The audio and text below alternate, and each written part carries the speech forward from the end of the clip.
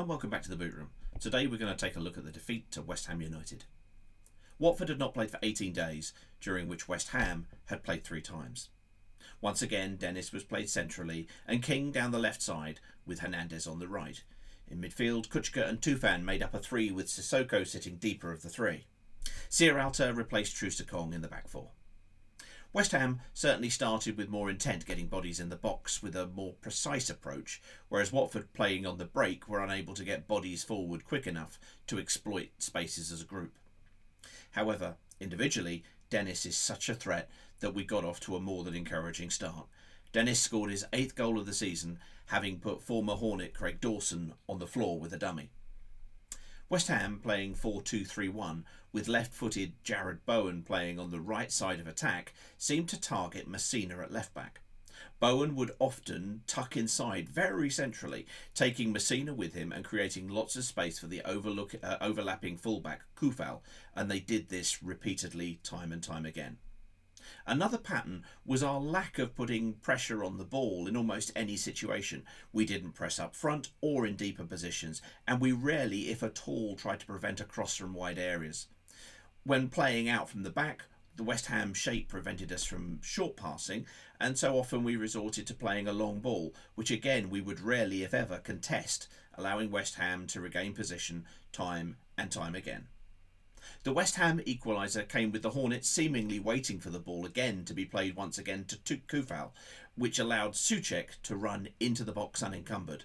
Now, the 6'4" Czech international is hard to miss, but no Hornet seemed to even be aware of his presence, and he finished emphatically.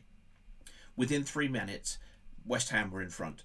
Femenia lost the ball near the touchline and Antonio bombed forward before cutting the ball back for Benrahma, who had already hit the crossbar, to finish via a Cathcart deflection.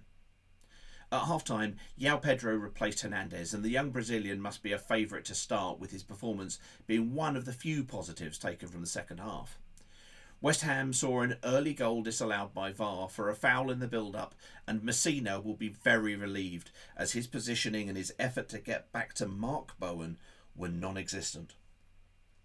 Shortly after, a deep free kick from Fabianski looked to be simply defended by a simple header. However, Messina, with echoes of the Leicester game, decided again to dummy and duck, thinking presumably that the ball would roll out of play. This misjudgment was fatal. Antonio reached the ball and crossed to the far post, where Kucka, now playing at right back, chested the ball back towards Bachmann.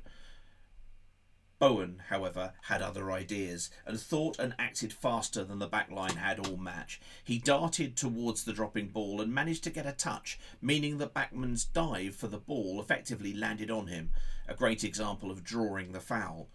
Mark Noble dispatched his annual penalty past the Austrian keeper once the ref had awarded the spot kick via VAR. We did create some efforts on goal and Fabianski performed well. However, this was a game that had gotten away from us and we never seemed to have the energy, the work rate or the aggression to match a Hammers side that could have wobbled in the first 10 minutes having gone a goal down. Bowen capped off an excellent individual display, seizing on yet more confused defending, leaving him one-on-one with Sierralta, who put his arms behind his back to presumably avoid any potential handball. That made him off balance and Bowen went round him like he wasn't there. A pull back to Vlasic made the score 4-1 to the Hammers, and they were very good value for it. Summary. We showed no or little aggression, appetite, organisation, speed of thought or coordination without the ball. COVID has affected us, but we cannot allow it or the upcoming AFCON to simply become our excuse for a predestined relegation.